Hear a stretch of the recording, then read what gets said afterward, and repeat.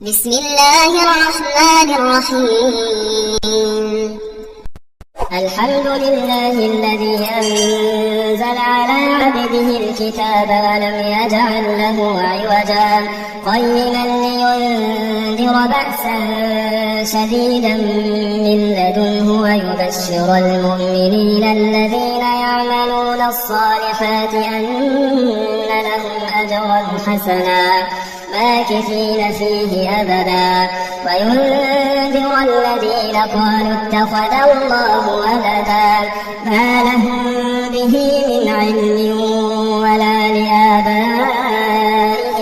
كبرت كلمة تخرج من أفواههم إن يقولون إلا كذبا فلعلك باخع نفسك على آثارهم إن لم يؤمنوا بهذا الحديث أسفا إنا جعلنا ما على الأرض زينة لها لنبلوهم أيهم أحسن عملا وإنا لجاعلون ما عليها صعيدا جرزا أم حسبت أن أصحاب الكهف والرقيم كانوا من آياتنا عجبا إذ أوى الفتية إلى الكهف فقالوا ربنا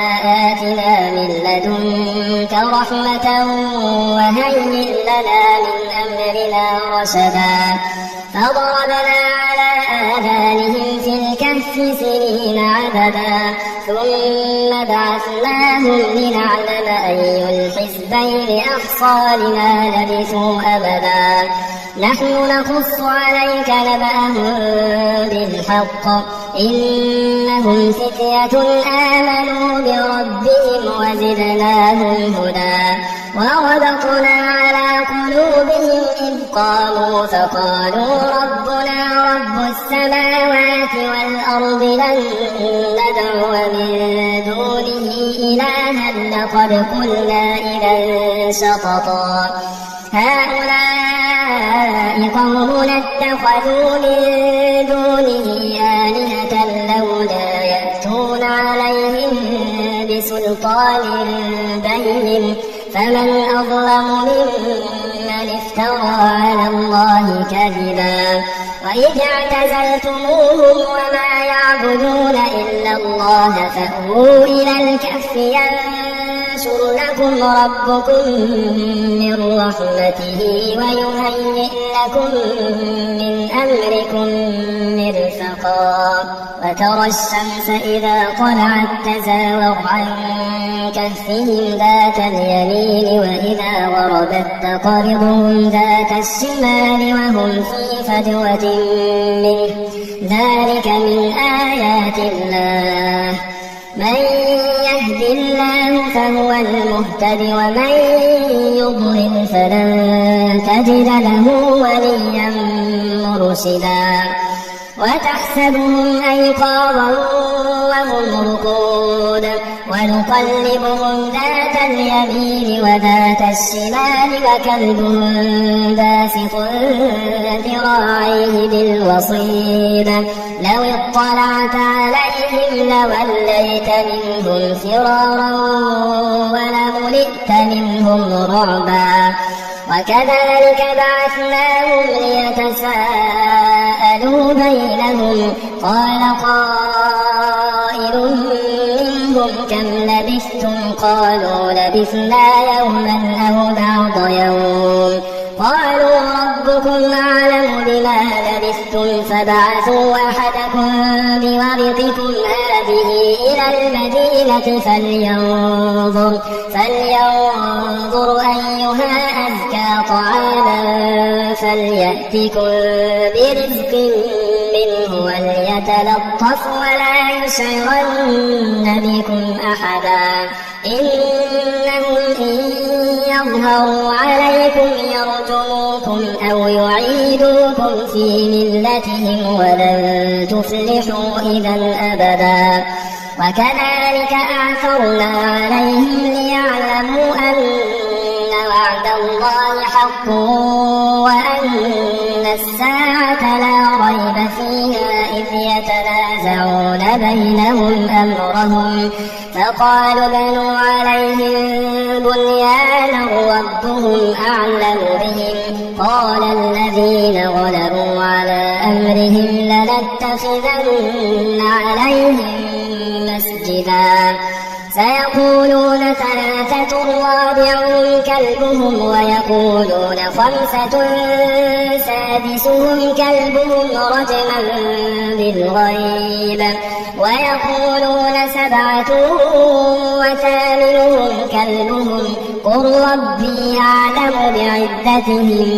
ما يعلمهم إلا قليل فلا تمار فيهم إلا مراء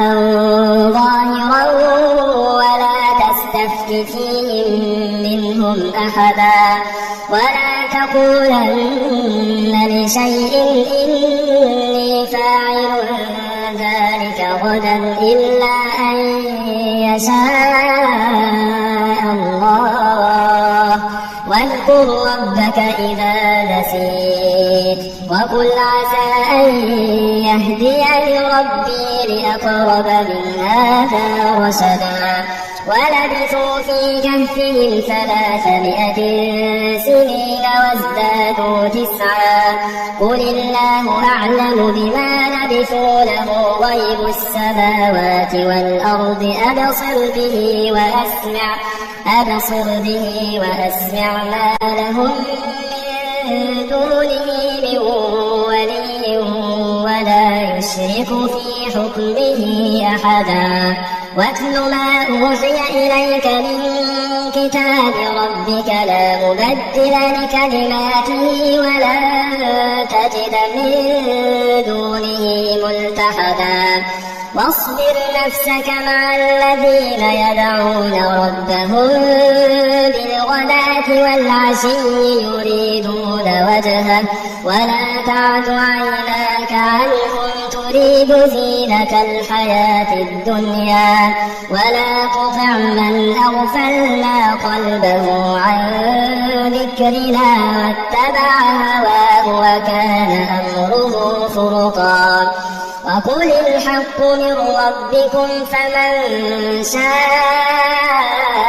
فليؤمن ومن شاء فليكفر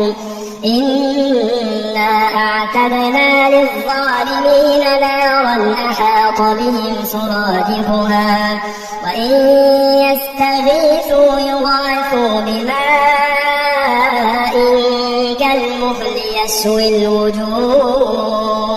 بئس الشراب وساءت مرتفقا إن الذين آمنوا وعملوا الصالحات إنا لا نضيع أجر من أحسن عملا أولئك لهم جنات عدن تجري من تحتهم الأنهار يحلون فيها من أساور من ذهب ويلبسون ثيابا خضرا من سندس واستبرق متكئين فيها على الأرائك نعم الثواب وحسنت مرتفقا فاضرب لهم مثل الرجلين جعلنا لأحدهما جنتين من أعناب وحففناهما بنخل وجعلنا بينهما زرعا كلتا الجنتين آتت أكلها ولم تظلم منه شيئا وفجرنا خلالهما نهرا وكان له ثمر فقال لصاحبه وهو يحاوره أنا أكثر منك مالا وأعز نفرا ودخل جنته وهو ظالم لنفسه قال ما أظن أن تبيد هذه أبدا وما أظن الساعة قائمة ولئن رددت إلى ربي لأجدن خيرا منها منقلبا قال له صاحبه وهو يحاوره تستغفره أكفرت بالذي خلقك من تراب ثم من نطفة ثم سواك رجلا لكن هو الله ربي ولا أشرك بربي أحدا ولولا إذ دخلت جنتك قلت ما شاء الله لا قوة إلا بالله إن ترني أنا أقل منك مالا وولدا فعسى ربي أن يؤتيني خيرا من جنتك ويرسل عليها حسبانا من السماء فتصبح صعيدا زلقا أو يصبح ماؤها غورا فلن تستطيع له طلبا وأحيط بثمره فأصبح يقلب كفيه على ما أنفق فيها وهي خاوية على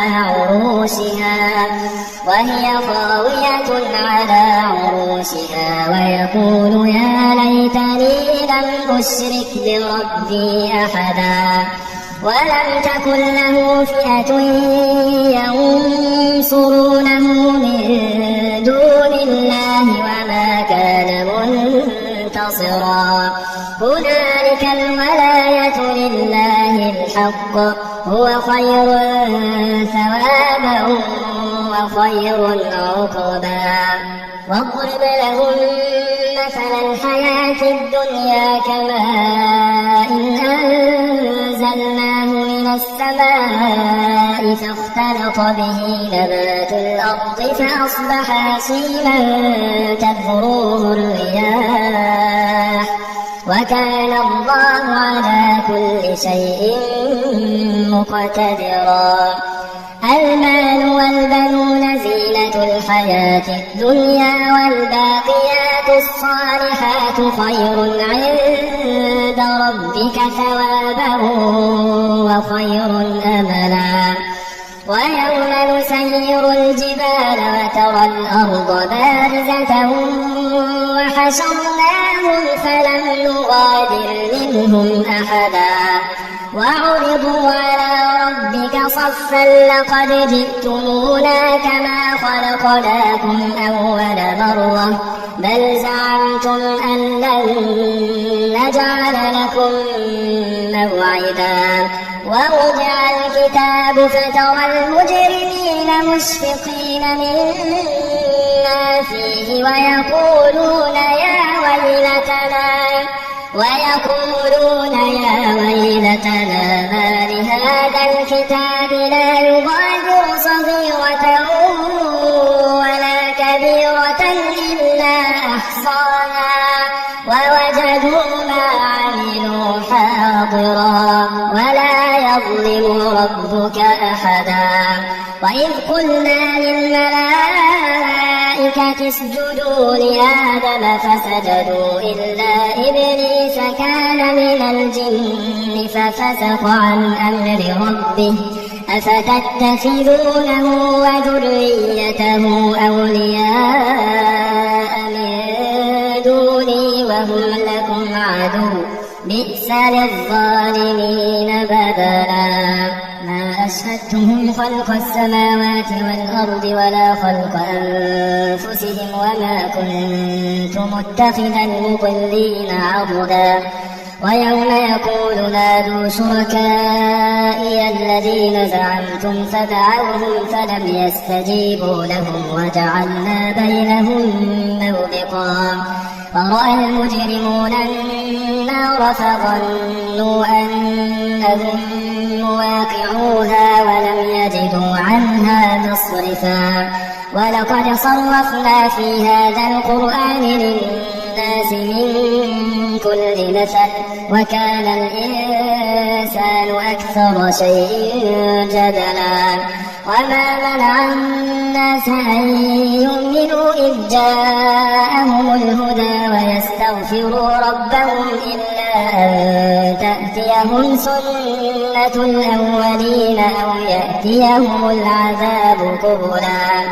وما نرسل المرسلين إلا مبشرين ومنذرين ويجادل الذين كفروا بالباطل ليدحضوا به الحق واتخذوا آياتي وما أنذروا هزوا ومن أظلم ممن ذكر بآيات ربه فأعرض عنها ونسي ما قدمت يداه إنا جعلنا على قلوبهم أكنة أن يفقهوه وفي آذانهم وقرا وإن تدعوهم إلى الهدى فلن يهتدوا إذا أبدا وربك الغفور ذو الرحمة لو يواخذهم بما كسبوا لعجل لهم العذاب بل لهم موعد لن يجدوا من دونه موئلا وتلك القرى أهلكناهم لما ظلموا وجعلنا لمهلكهم موعدا وإذ قال موسى لفتاه لا أبرح حتى أبلغ مجمع البحرين أو أمضي حقبا فلما بلغا مجمع بينهما نسيا حوتهما فاتخذ سبيله في البحر سربا فلما جاوزا قال لفتاه آتنا غداءنا لقد لقينا من سفرنا هذا نصبا قال أرأيت إذ أوينا إلى الصخرة فإني نسيت الحوت وما أنسانيه إلا الشيطان أن أذكره واتخذ سبيله في البحر عجبا قال ذلك ما كنا نبغي فارتدا على آثارهما قصصا فوجدا عبدا من عبادنا آتيناه رحمة من عندنا وعلمناه من لدنا علما قال له موسى هل أتبعك على أن تعلمني مما علمت رشدا قال إنك لن تستطيع معي صبرا وكيف تصبر على ما لم تحط به خبرا قال ستجدني إن شاء الله صابرا ولا أعصي لك أمرا قال فإن اتبعتني فلا تسألني عن شيء حتى أحدث لك منه ذكرا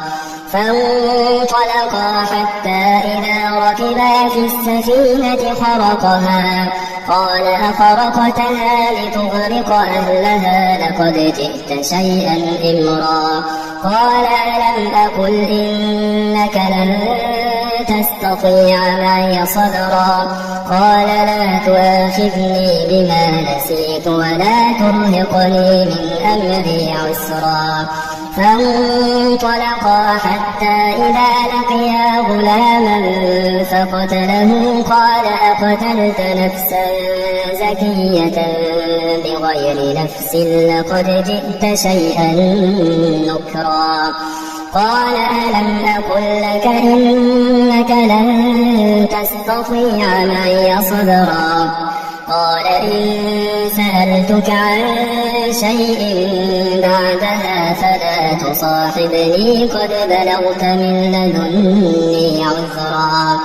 فانطلقا حتى إذا أتيا أهل قرية استطعما أهلها فأبوا أن يضيفوهما فوجدا فيها جدارا يريد أن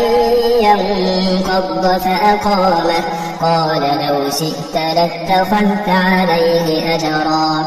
قال هذا فراق بيني وبينك سأنبئك بتأويل ما لم تستطع عليه صبرا أما السفينة فكانت لمساكين يعملون في البحر فأردت أن أعيبها وكان وراءهم ملك يأخذ كل سفينة سفينة غصبا. وأما الغلام فكان أبواه مؤمنين فخشينا أن يرهقهما طغيانا وكفرا فأردنا أن يبدلهما ربهما خيرا منه زكاة وأقرب رحما. وأما الجدار فكان لغلامين يتيمين في المدينة وكان تحته كنز لهما وكان أبوهما صالحا فأراد ربك أن يبلغا أشدهما ويستخرجا كنزهما رحمة من ربك وما فعلته عن أمري ذلك تأويل ما لم تسطع عليه صبرا. ويسألونك عن ذي القرنين قل سأتلو عليكم منه ذكرا. إنا مكنا له في الأرض وآتيناه من كل شيء سببا فأتبع سببا حتى إذا بلغ مغرب الشمس وجدها تغرب في عين حمئة ووجد عندها قوما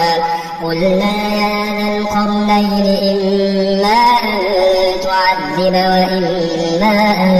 تتخذ فيهم حسنا. قال أما من ظلم فسوف نعذبه ثم يرد إلى ربه فيعذبه عذابا نكرا. وأما من آمن وعمل صالحا فله جزاء الحسنى وسنقول له من أمرنا يسرا. ثم أتبع سببا حتى إذا بلغ مطلع الشمس وجدها تطلع على قوم لم نجعل لهم من دونها سترا. كذلك وقد أحطنا بما لديه خبرا. ثم أتبع سببا حتى إذا بلغ بين السدين وجد من دونهما قوما لا يكادون يفقهون قولا. قالوا يا ذا القرنين إن يأجوج ومأجوج مفسدون في الأرض فهل نجعل لك خرجا على أن تجعل بيننا وبينهم سدا. قال ما مكنني فيه ربي خير فأعينوني بقوة أجعل بينكم وبينهم ردما. آتوني زبر الحديد حتى إذا ساوى بين الصدفين قال انفخوا حتى إذا جعله نارا قال آتوني أفرغ عليه قطرا. فما استطاعوا أن يظهروه وما استطاعوا له نقبا. قال هذا رحمة من ربي فإذا جاء وعد ربي جعله دكا وكان وعد ربي حقا. وتركنا بعضهم يومئذ يموج في بعض ونفخ في الصور فجمعناهم جمعا. وعرضنا جهنم يومئذ للكافرين عرضا. الذين كانت أعينهم في غطاء عن ذكري وكانوا لا يستطيعون سمعا. أفحسب الذين كفروا أن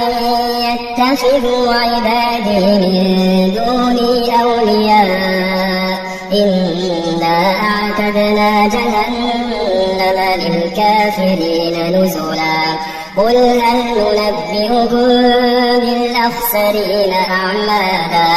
الذين ضل سعيهم في الحياة الدنيا وهم يحسبون أنهم يحسنون صنعا. أولئك الذين كفروا بآيات ربهم ولقائه فحبطت أعمالهم فلا نقيم لهم يوم القيامة وزنا ذلك جزاؤهم جهنم بما كفروا واتخذوا آياتي ورسلي هزوا إن الذين آمنوا وعملوا الصالحات كانت لهم جنات الفردوس نزلا خالدين فيها لا يبغون عنها حولا قل لو كان البحر مدادا لكلمات ربي لنفد البحر قبل أن تنفد كلمات ربي ولو جئنا بمثله مددا قل إنما أنا بشر مثلكم يوحى إلي أنما إلهكم إله واحد فمن كان يرجو لقاء ربه فليعمل عملا صالحا ولا يشرك بعبادة ربه أحدا بسم الله الرحمن الرحيم ياسين والقرآن الحكيم إنك لمن المرسلين على صراط مستقيم تنزيل العزيز الرحيم لتنذر قوما ما أنذر آباؤهم فهم غافلون لقد حق القول على أكثرهم فهم لا يؤمنون إنا جعلنا في أعناقهم أغلالا فهي إلى الأذقان فهم مقمحون وجعلنا من بين أيديهم سدا ومن خلفهم سدا فأغشيناهم فهم لا يبصرون وسواء عليهم أأنذرتهم أم لم تنذرهم لا يؤمنون إنما تنذر من اتبع الذكر وخشي الرحمن بالغيب فبشره بمغفرة وأجر كريم إنا نحن نحيي الموتى ونكتب ما قدموا وآثارهم وكل شيء أحصيناه في إمام مبين واضرب لهم مثلا أصحاب القرية إذ جاءها المرسلون إذ أرسلنا إليهم اثنين فكذبوهما فعززنا بثالث فقالوا إنا إليكم مرسلون قالوا ما أنتم إلا بشر مثلنا وما أنزل الرحمن من شيء إن أنتم إلا تكذبون قالوا ربنا يعلم إنا إليكم لمرسلون وما علينا إلا البلاغ المبين قالوا إنا تطيرنا بكم لئن لم تنتهوا لنرجمنكم وليمسنكم منا عذاب أليم قالوا طائركم معكم أئن ذكرتم بل أنتم قوم مسرفون وجاء من أقصى المدينة رجل يسعى قال يا قوم اتبعوا المرسلين اتبعوا من لا يسألكم أجرا وهم مهتدون وما لي لا أعبد الذي فطرني وإليه ترجعون أأتخذ من دونه آلهة إن يردني الرحمن بضر لا تغن عني شفاعتهم شيئا ولا ينقذون إني إذا لفي ضلال مبين إني آمنت بربكم فاسمعون قيل ادخل الجنة قال يا ليت قومي يعلمون بما غفر لي ربي وجعلني من المكرمين وما أنزلنا على قومه من بعده من جند من السماء وما كنا منزلين إن كانت إلا صيحة واحدة فإذا هم خامدون يا حسرة على العباد ما يأتيهم من رسول إلا كانوا به يستهزئون ألم يروا كم أهلكنا قبلهم من القرون أنهم إليهم لا يرجعون وإن كل لما جميع لدينا محضرون وآية لهم الأرض الميتة أحييناها وأخرجنا منها حبا فمنه يأكلون وجعلنا فيها جنات من نخيل وأعناب وفجرنا فيها من العيون ليأكلوا من ثمره وما عملته أيديهم أفلا يشكرون سبحان الذي خلق الأزواج كلها مما تنبت الأرض ومن أنفسهم ومما لا يعلمون وآية لهم الليل نسلخ منه النهار فإذا هم مظلمون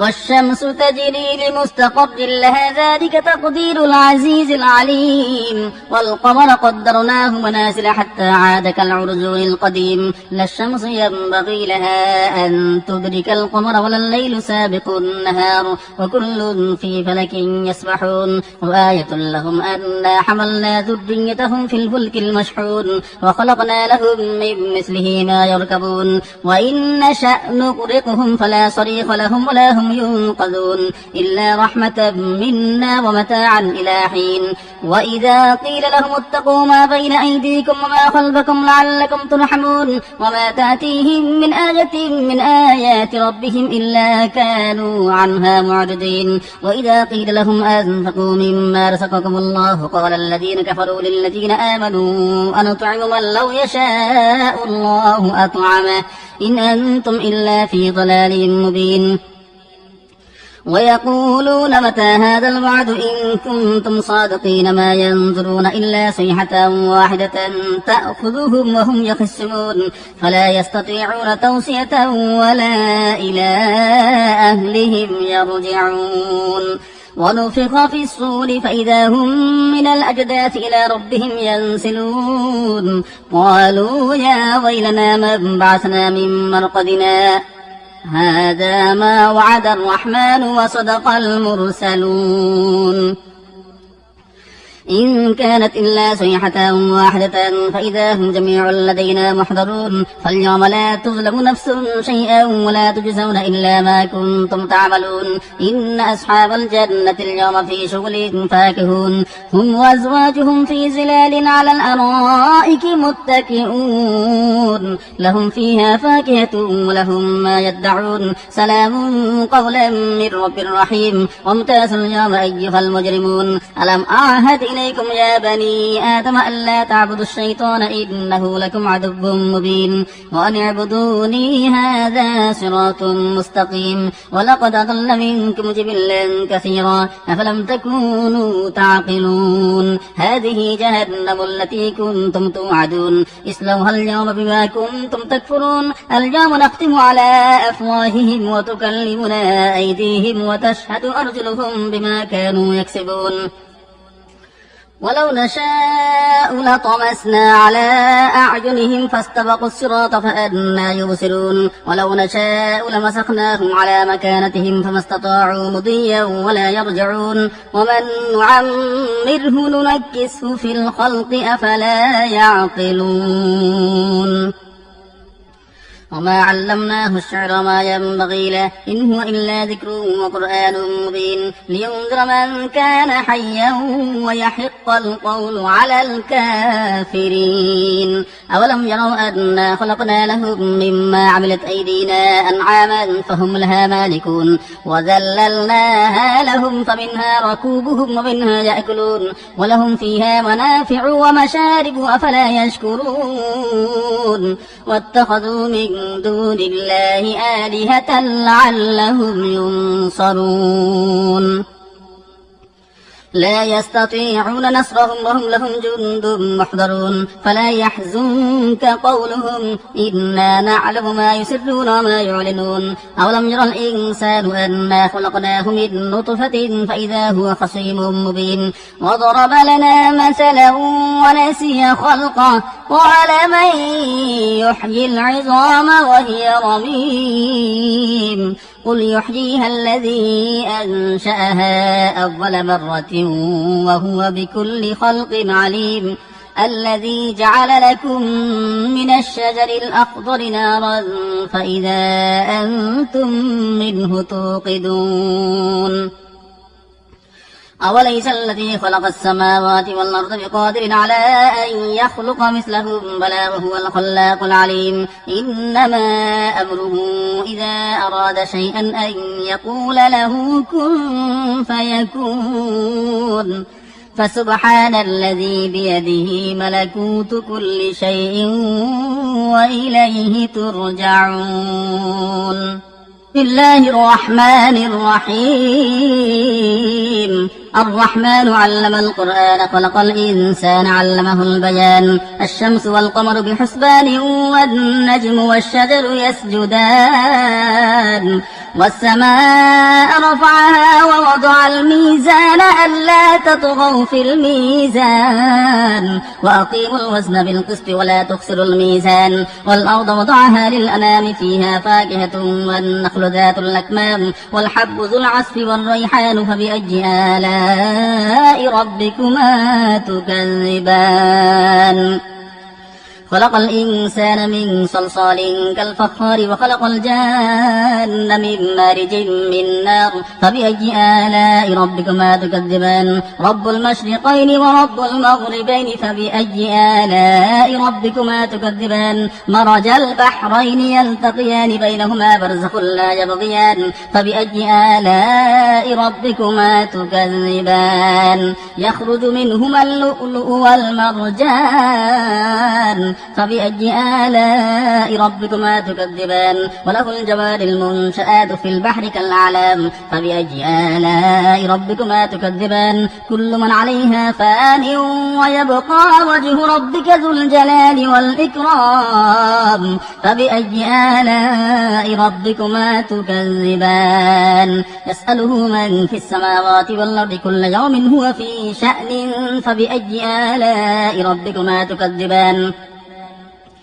سنفرغ لكم أيها الثقلان فبأي آلاء ربكما تكذبان يا معشر الجن والإنس إن استطعتم أن تنفذوا من أقطار السماوات والأرض فانفذوا لا تنفذون إلا بسلطان فبأي آلاء ربكما تكذبان يرسل عليكما شواظ من نار ونحاس فلا تنتصران فبأي آلاء ربكما تكذبان فإذا انشقت السماء فكانت وردة كالدهان فبأي آلاء ربكما تكذبان فيومئذ لا يسأل عن ذنبه إنس ولا جان فبأي آلاء ربكما تكذبان يعرف المجرمون بسيماهم فيؤخذ بالنواصي والأقدام فبأي آلاء ربكما تكذبان هذه جهنم التي يكذب بها المجرمون يطوفون بينها وبين حميم آن فبأي آلاء ربكما تكذبان ولمن خاف مقام ربه جنتان فبأي آلاء ربكما تكذبان ذواتا أفنان فبأي آلاء ربكما تكذبان فيهما عينان تجريان فبأي آلاء ربكما تكذبان فيهما من كل فاكهة زوجان فبأي آلاء ربكما تكذبان متكئين على فرش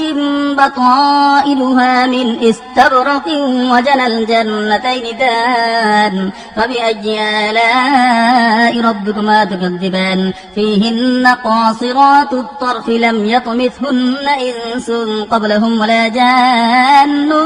فبأي آلاء ربكما تكذبان كأنهن الياقوت والمرجان فبأي آلاء ربكما تكذبان هل جزاء الإحسان إلا الإحسان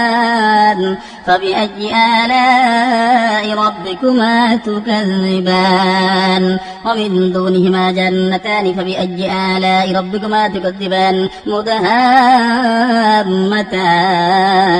فبأي آلاء ربكما تكذبان فيهما عينان نضاختان فبأي آلاء ربكما تكذبان فيهما فاكهة ونخل ورمان فبأي آلاء ربكما تكذبان فيهن خيرات حسان فبأي آلاء ربكما تكذبان حور مقصورات في الخيام فبأي آلاء ربكما تكذبان لم يطمثهن إنس قبلهم ولا جان فبأي آلاء ربكما تكذبان متكئين على رفرف خضر وعبقري حسان فبأي آلاء ربكما تكذبان تبارك اسم ربك ذي الجلال والإكرام. بسم الله الرحمن الرحيم. إذا وقعت الواقعة ليس لوقعتها كاذبة خافضة رافعة إذا رجت الأرض رجا وبست الجبال بسا فكانت هباء منبثا وكنتم أزواجا ثلاثة فأصحاب الميمنة ما أصحاب الميمنة وأصحاب المشأمة ما أصحاب المشأمة والسابقون السابقون أولئك المقربون في جنات النعيم ثلة من الأولين وقليل من الآخرين على سرر موضونة متكئين عليها متقابلين يطوف عليهم بلدان مخلدون بأكواب وأبانيق وكأس من معين لا يصدعون عنها ولا ينزفون وفاكهة مما يتخيرون ولحم طير مما يشتهون وحور عين كأمثال اللؤلؤ المكنون جزاء بما كانوا يعملون لا يسمعون فيها لغوا ولا تأثيما إلا قيلا سلاما سلاما. وأصحاب اليمين ما أصحاب اليمين في سدر مخضود وطلح منضود وظل ممدود وماء مسكوب وفاكهة كثيرة لا مقطوعة ولا ممنوعة وفرش مرفوعة إنا أنشأناهن إنشاء فجعلناهن أبكارا عربا أترابا لأصحاب اليمين ثلة من الأولين وثلة من الآخرين.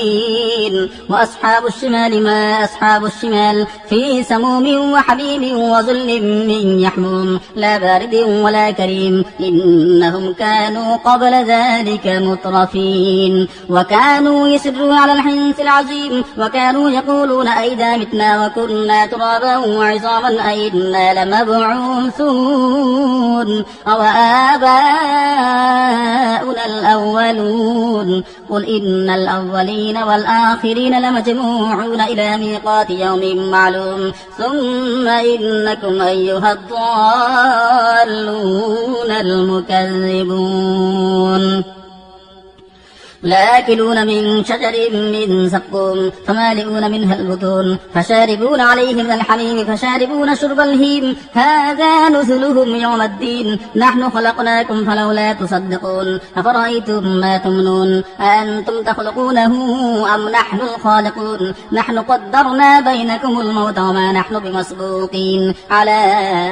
أن نبدل أمثالكم وننشئكم فيما لا تعلمون ولقد علمتم النشأة الأولى فلولا تذكرون أفرأيتم ما تحرسون أأنتم تزرعونه أم نحن الزارعون لو نشاء لجعلناه حطاما فظلتم تفكهون إنا لمغرمون بل نحن محرومون أفرأيتم الماء الذي تشربون أأنتم أنزلتموه من المزن أم نحن المنزلون لو نشاء جعلناه جاجا فلولا تشكرون أفرأيتم النار التي تورون أأنتم أنشأتم شجرتها أم نحن المنشئون نحن جعلناها تذكرة ومتاعا للمقبين فسبح باسم ربك العظيم فلا أقسم بمواقع النجوم وإنه لقسم لو تعلمون عظيم إنه لقرآن كريم في كتاب مكنون لا يمسه إلا المطهرون تنزيل من رب العالمين أفبهذا الحديث أنتم مدهنون وتجعلون رزقكم أنكم تكذبون فلولا إذا بلغت الحلقوم وأنتم حينئذ تنظرون ونحن أقرب إليه منكم ولكن لا تبصرون فلولا إن كنتم غير مدينين ترجعونها إن كنتم صادقين فأما إن كان من المقربين فروح وريحان وجنة نعيم وأما إن كان من أصحاب اليمين فسلام لك من أصحاب اليمين وأما إن كان من المكذبين الضالين